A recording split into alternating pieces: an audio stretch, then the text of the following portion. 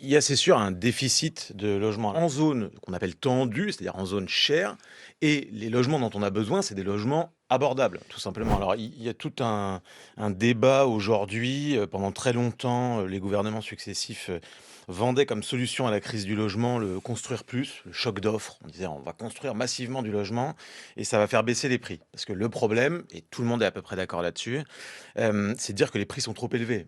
Les prix sont déconnectés du revenu des ménages et donc il y a un vrai problème de prix. Donc la question, c'est comment on fait baisser les prix. Donc pendant très longtemps, on a pensé que le choc d'offres allait permettre de faire baisser les prix. Le problème, c'est que ça marche pas. En France, ça marche pas. On a construit beaucoup de logements. On est l'un des pays de l'OCDE qui avons le plus construit de logements au cours des dernières années. On les a construits plutôt aux bons endroits. Et malgré tout, les prix sont à des niveaux extrêmement Comment élevés. vous expliquez ça?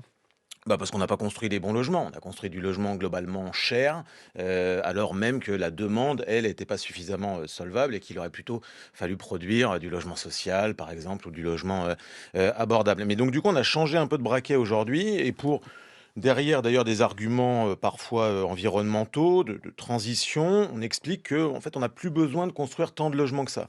Et peut-être que 250 000, 300 000 logements suffiraient en arguant que, on a un taux de vacances, c'est-à-dire un nombre de logements vides qui est très élevé en France.